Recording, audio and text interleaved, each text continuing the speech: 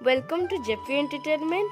Please आम channel को like share subscribe करंतु एवं पाखरे थिबा बेल बटन को प्रेस करंतु।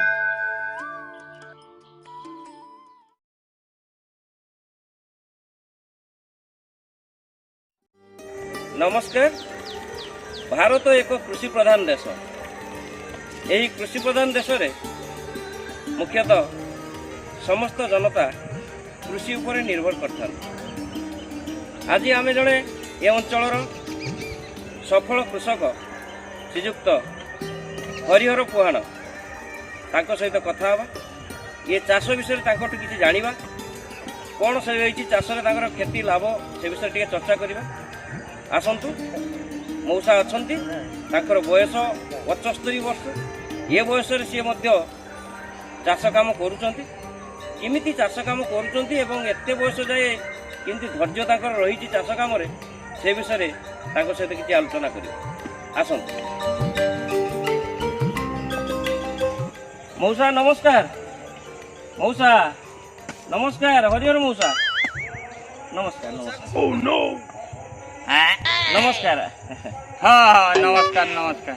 मु भकुआ टीवी आसती आज्ञा रिपोर्टर मिस्टर प्रीति। के टीवी रु भकुआ टीवी। भकुआ टीवी आज्ञा कौन पाए आमर जो अच्छी गोटे कार्यक्रम कृषि दिव्य दर्शन।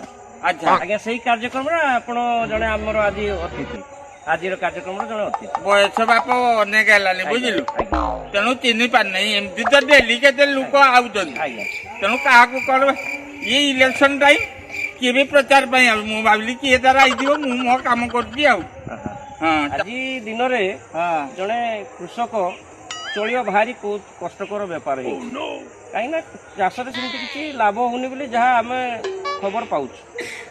तेणु आज आमर जो कार्यक्रम अच्छी कृषि दिव्य दर्शन। अच्छा अच्छा से आम आसीलु आपको आज अतिथि बनईचु आपन जाना आपन दीर्घ आज 70 वर्ष है 75 वर्ष है बहुत दिन चाष कले चाष कौन सब लाभ होती कौन ना से विषय से कथा पचार नहीं रे बाप चाष करी मो कमर नहीं बका किंतु ये चाष रु किछि फायदा ना चाषी सरकार किछि नहीं रे बाप चाषी किछि सरकार एते योजना करचंती एते जिंस दउचंती पैसा मध्ये देइचंती कृषक आपण योजना करचंती योजना करचंती करिचंती मध्ये आज्ञा एबे भी करचंती आज्ञा किंतु से सब सफल रूपाय नै हेइ पार नै रे बाप ता माने चाषी किछि नहीं आपण सरकार को गुटे टाइप रो बदनाम करियो बदनाम कौन ए सार किलो केते सुनिछु बाप ये डीएपी किलो अच्छी आज्ञा डीएपी किलो 40 टंका आज्ञा ये 50 किलो 40 टंका आज्ञा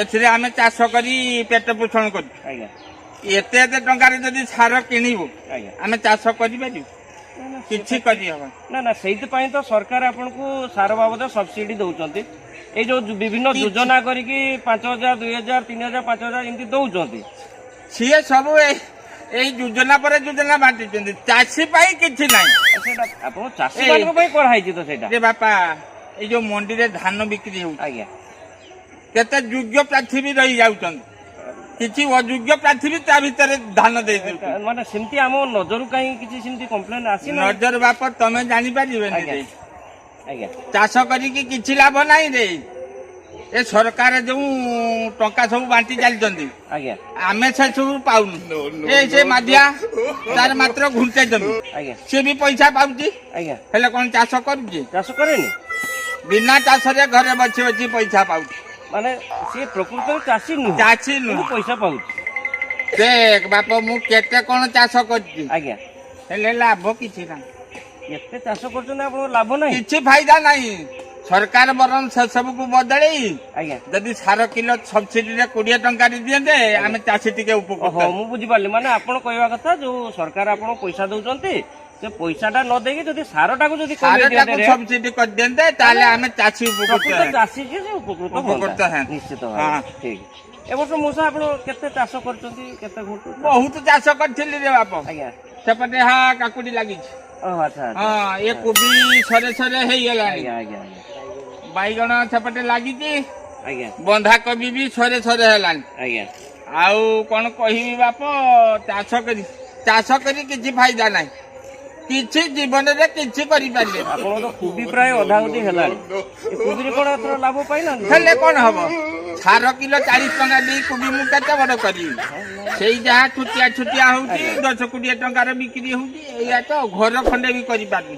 ଓହୋ ଆପଣ ଆମେ ତ ଦେଖିପାରୁଛୁ ଆପଣଙ୍କ ଘର ସେମିତି ସ୍ଥିତି ଭଲ ନୁହେଁ। କିଛି ଭଲ ନୁହଁ ପିଲା ଛୁଆ ଠିକ ସେ ଖାଇବାକୁ ବି ପାଉନାହାନ୍ତି। ଆପଣଙ୍କର ଏଇ ଚାଷ କାମ ଆପଣ କେତେ ବର୍ଷ ହେଲା କଲେଣି? ହଁ ମୋ ହେତୁ ହେଲା ଦିନୁ କହିପାରୁନାହିଁ ଆଜ୍ଞା ତଥାପି 15 ବର୍ଷର ଖଣ୍ଡେ ମୁଁ ଚାଷରେ ଲାଗି ପାଠ ପଢି ପାରିଲେନି। ଯେତେବେଳେ 15 ବର୍ଷ ହେଇଥିଲା ଆପଣ ଚାଷ କରୁଛନ୍ତି ପାଠ ପଢି ପାରିଲେନି ତାହେଲେ ଆଜି 60 ବର୍ଷ ଧରି ଆପଣ ଚାଷ କରୁଛନ୍ତି? ବେଶୀ।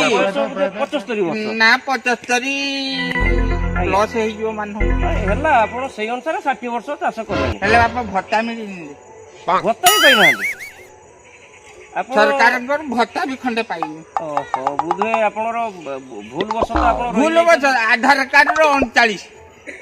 ଆଚ୍ଛା ମଉସା ଆଜ୍ଞା ଆପଣ ତ ଚାଷ ବହୁତ ଦିନ କଲେଣି ବହୁତ ବର୍ଷ କହୁଛନ୍ତି ହେଲା। କିଛି ଲାଭ ନାହିଁ ଚାଷରେ। କିଛି ଲାଭ ନାହିଁ। ତାହେଲେ ଏତେ ଚାଷ କାହିଁ କରୁଛନ୍ତି ଆପଣ ଏ ବୟସରେ କାହିଁ ଖଟୁଛନ୍ତି? ଏ ବାପା ଚାଷ ନ କଲେ ପିଲା ଛୁଆ ଖାଇବେ କଣ? ସେଟା ତ ଠିକ କଥା। ସେଠି ପୁଅ ଆଜ୍ଞା ଏଠି ଜଣେ ପୁଅ ଆଜ୍ଞା। ପାଠ ଛାଠ ଢେର ପଢିଛନ୍ତି। ଓ ପାଠ ପଢିଛନ୍ତି ସେମାନେ ହେଲେ ହାୟର ଏଜୁକେଟେଡ? ହଁ ଆଜ୍ଞା। କେତେ ପଢିଛନ୍ତି ତା ହିସାବ ନାହିଁ ଆଜ୍ଞା ହେଲେ ଚାକିରି ନାହିଁ। ଚାକିରି ତ ବର୍ତ୍ତମାନ ସରକାର ସୃଷ୍ଟି କରୁଛନ୍ତି ନିଯୁକ୍ତି ସୃଷ୍ଟି କରୁଛନ୍ତି ଚାକିରି ମିଳିବ। ବହୁତ ପ୍ରକାର ଅସୁବିଧା ସୃଷ୍ଟି କଲେ କଣ ହବ ବୟସ ପଳେଇଲାନି ବାଟରେ ଖଟୁଛନ୍ତି ଆଜ୍ଞା, ଯାହା ଆଜ୍ଞା। ଇନକମ କରୁଛନ୍ତି ଖାଉଛନ୍ତି ଆଉ କଣ। ଆଜ୍ଞା ଆଜ୍ଞା ହଁ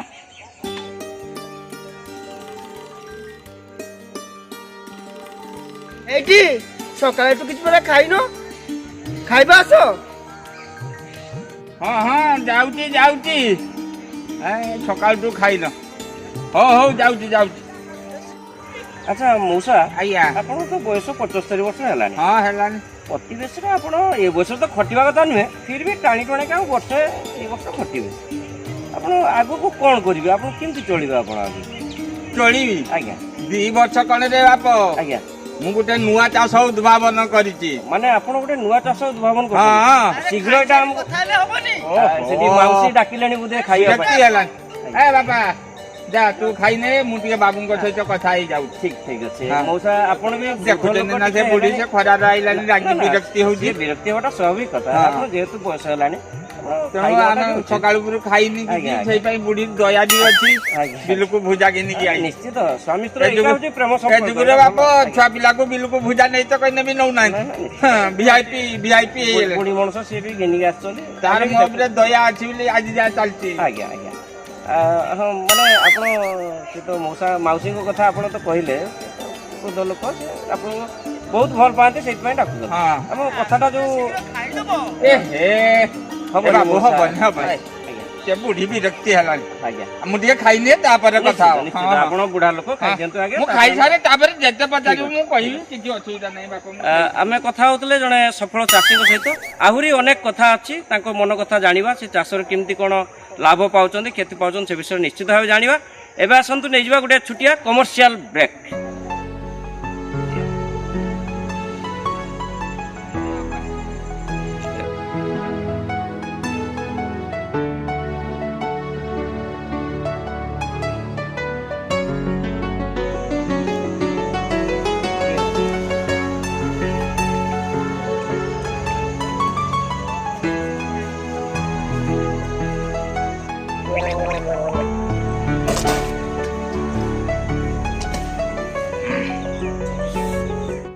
ଏ ସକାଳୁ ମନେ କରି ଗାମଛାଟି ଦେଇଛ ନା ବିଲରେ ମୋ କମର ମାରୁଛି ଭୁଲିଛି ଘର କାମ ତ କରୁଛି ଭୁଲିଛି।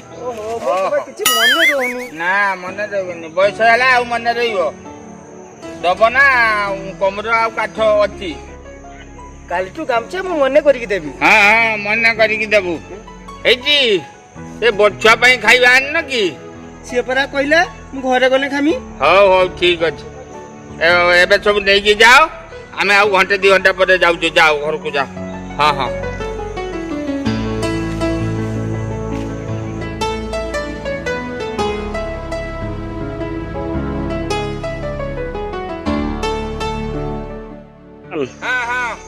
ଏ ଆଜି ଟିକେ ଖଟା ରସା କରିଥିବ ବୁଝିଲ। ହଁ ଶୀଘ୍ର ଖରା ପ୍ରବଳ ହେଇଛି ଖଟା ରସା ଟିକେ କରିଥିବ। ହଁ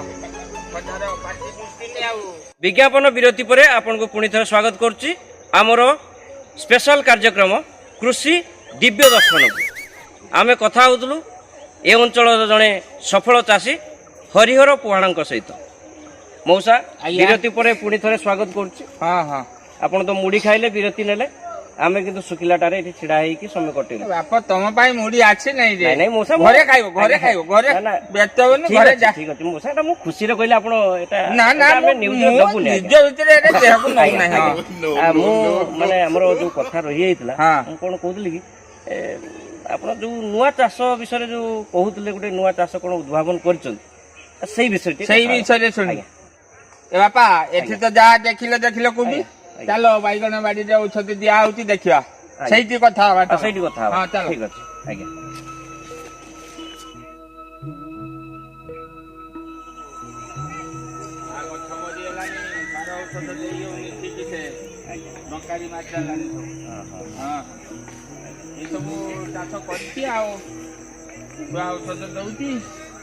आमे तो सेठी कोबी बाड़ी रे लागिथिलु एमती खटी चढ़ी खाउचे बापा देखिलु तो चाष सब देखिलु बैगन गछ धरिची हनु भी मझिरे मझिरे आछि कि खाउची माकड़ उत्पाद भी रही उत्पाद करूची माने एपटे आपनकर लॉस होउची बिक्री बिकटारे लॉस सार औषध खेती पटरे लॉस माकड़ खाउची खेती माने सब प्रकार खेती आपन जाळारो मरिबो बाप मौसा मु टिके रहिल माने चाषटा कथा कहउतले हां सेही चाष विषय ठीक कहतो आमे व्यग्र ही पड़लुनी से चाषटा कथा सुनिया पाए बुझी पानी बाप आज्ञा ए जे गरम गरमा गरम चालीची माने चाष माने गरमा गरम चाष पूरा गरमा गरम चालीची माने आपण ସେଥିରେ ବୟସ ଫୟସ କିଛି ଦରକାର ନାହିଁ ରେ ବାପ माने ସାର ଔଷଧ ବି ଦରକାର ନାହିଁ माने आपण रबी फसल कथा कहउछ ନା ବିନା ପଇସାର ଚାଷ माने बिना पैसा रे पुणी गुटे चाष अछि ଅଛି सेटा आपण आविष्कार करछ ହଁ ଟିକେ ମଉସା କୁହନ୍ତୁ ଶୀଘ୍ର ଆମ ଦର୍ଶକ ଟିକେ ଶୁଣିବେ ଟିକେ କୁହନ୍ତୁ ଏଇ ଯେ ଆଜ୍ଞା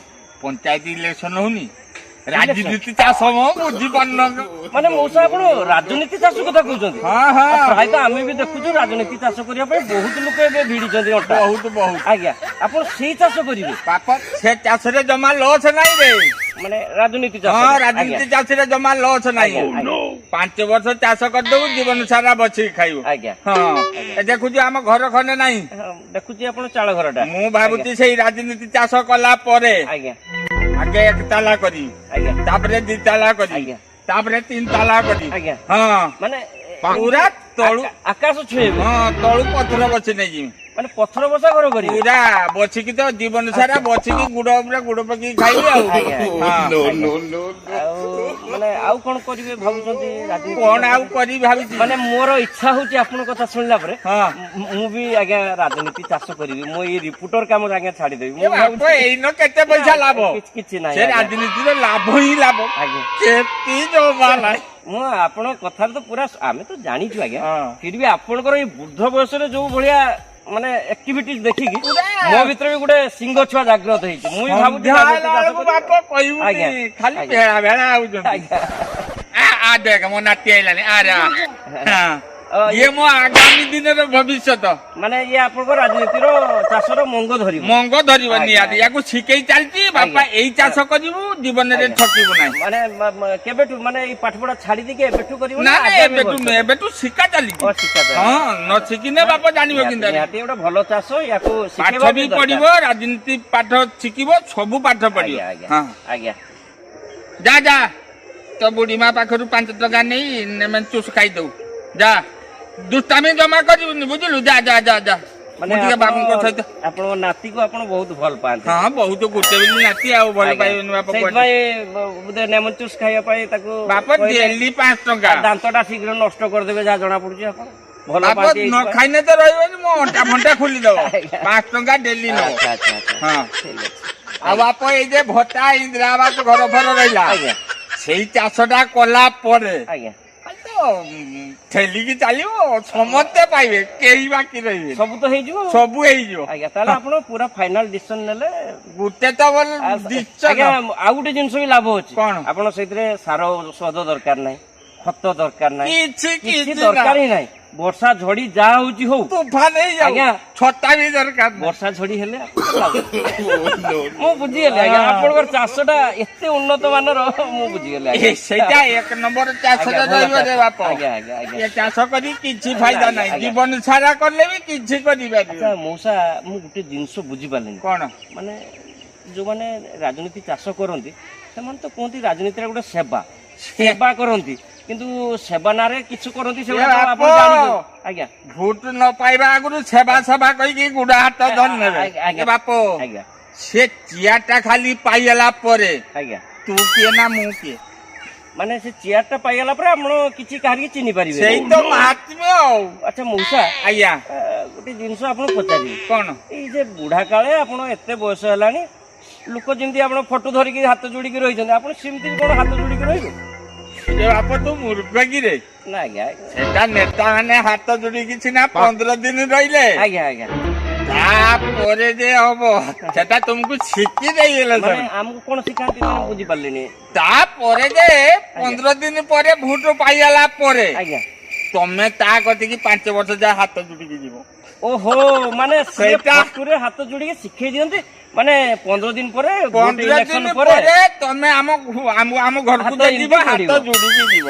ଓହୋ ଆଚ୍ଛା ଆଚ୍ଛା ମୁଁ ସେଟା ବୁଝି- ସେଟା ଶିକାଣୀ ଓହୋ ଆଚ୍ଛା ବୁଝିପାରୁନ? ଆପଣଙ୍କର ଏ ଦିଗରେ ମୁଁ ଦେଖୁଛି ବହୁତ ଜ୍ଞାନ ଅଛି ଆପଣ ବହୁତ। ଆବିଷ୍କାର କରିଛନ୍ତି ଭଲ ଜିନିଷଟେ ମୁଁ ଜାଣିପାରିଲି ଆଜି ଏଇଟା ତ ଏଇ ଚାଷଟା ଫାଇନାଲ ଚାଷ ଆଉ। ଫାଇନାଲ ଆଉ ହଁ। ତାହେଲେ ଆପଣ ୟା ପରେ ଆଉ ପରିବା ବାଡ଼ି ଉପରେ କିଛି ଚାଷ କରିବେ କିଛି ନାହିଁ ଚାଷ ଦରକାର ନାହିଁ ରେ ମାନେ ବାପ। ଆପଣ ଏକା କରିବେ ନା ଆପଣ ଯୋଉ 2 ଜଣ ପୁଅ ଅଛନ୍ତି ସେମାନଙ୍କୁ ବି ଏଇ କାମରେ ଲଗେଇବେ ଏଇ ରାଜନୀତି ଚାଷରେ ଲଗେଇବେ ସେଇ ଚାଷରେ ପୁଅ ଫ୍ୟାମିଲି ଫୁଲ ଲଗେଇଦେବି। ମାନେ ଫୁଲ ଫ୍ୟାମିଲି କି ଲଗେଇଦେବେ ହଁ ଭଲ ଚାଷଟେ ହବ ଭଲ ଚାଷ ମାନେ ଫାଇଦା ହିଁ ଫାଇଦା ଆଜ୍ଞା, ଆଜ୍ଞା, ଲସ୍ ଆଜ୍ଞା। ଜମା ନାହିଁ। ଆଜ୍ଞା ଆଜ୍ଞା ଆଚ୍ଛା ମଉସା ଆପଣଙ୍କ ସହିତ କଥା ହେଇକି ତ ବହୁତ ଭଲ ଲାଗିଲା ହଁ। ଆଉ ଆଜି ଆମର ଏଇ ଯୋଉ କୃଷି ଦିବ୍ୟ ଦର୍ଶନ ଯୋଉ କାର୍ଯ୍ୟକ୍ରମଟି ଆଜ୍ଞା ଆଉ ସେଥିରେ ଆପଣ ଆଜି ଅତିଥି ଥିଲେ ହଁ। ଆପଣଙ୍କ ପାଖରୁ ଆମେ ଚାଷ ବିଷୟରେ ତ ବହୁତ କଥା ଜାଣିଲେ ଶୁଣିଲେ ଏବଂ ଲୋକଙ୍କୁ ମଧ୍ୟ ଜାଣିଗଲେ ଯେ ଆକ୍ଚୁଆଲି ଏ ଚାଷଟା ଭଲ ନୁହେଁ କିଛି ଏ ଚାଷରେ ଲାଭ କିଛି ନାହିଁ ବରଂ ପେଟରେ ଉଦାକନା ଆମେ ଭବିଷ୍ୟତରେ ଦବା କିନ୍ତୁ ରାଜନୀତି ଚାଷ ଫାଇଦା ହିଁ ନାହିଁ କରିବା ଜମା ନାହିଁ। ଆଜ୍ଞା ରାଜନୀତି ଚାଷଟା ହିଁ କରିବା ଆଜ୍ଞା ଏଇ ଚାଷରେ ଜମା ତ ଲସ୍ ନାହିଁ ଆଉ। ହଁ ଠିକ ଅଛି ଆଉ ଆପଣ ଆମ କାର୍ଯ୍ୟକ୍ରମରେ ଆସିଲେ ଆଉ ଆଜ୍ଞା। ଆପଣଙ୍କୁ ବହୁତ ବହୁତ ଧନ୍ୟବାଦ ଆଜ୍ଞା। ଆପଣ ଫ୍ୟାମିଲି ଛୁଆ ମାନଙ୍କୁ ସମସ୍ତଙ୍କୁ ଜଣେଇଦେବେ ଧନ୍ୟବାଦ ଆଜ୍ଞା ଆଜ୍ଞା ଆଜ୍ଞା ଆଜ୍ଞା ଆମେ କଥା ହଉଥିଲୁ ଶ୍ରୀଯୁକ୍ତ ହରିହର ପୁହାଣଙ୍କ ସହିତ ଜଣେ ସଫଳ ଚାଷୀ ଯେ ଆଗାମୀ ଦିନରେ ଏ ଚାଷକୁ ବର୍ଜନ କରିବେ କହୁଛନ୍ତି ଆଗାମୀ ଦିନରେ ନୂଆ ଚାଷ ପଦ୍ଧତି ଅବଲମ୍ବନ କରିବେ ସେଟା ହେଉଛି ରାଜନୀତି ଚାଷ ଆପଣମାନେ ମଧ୍ୟ ଫଲୋ କରନ୍ତୁ ସେ ଚାଷକୁ କେମିତିକା ସେ ଚାଷ ଆଜି ତ ସମୟ ହେଇଗଲାଣି କୃଷି ଦିବ୍ୟ ଦର୍ଶନ କାର୍ଯ୍ୟକ୍ରମକୁ ଏଇଠି ରଖୁଛୁ ନମସ୍କାର।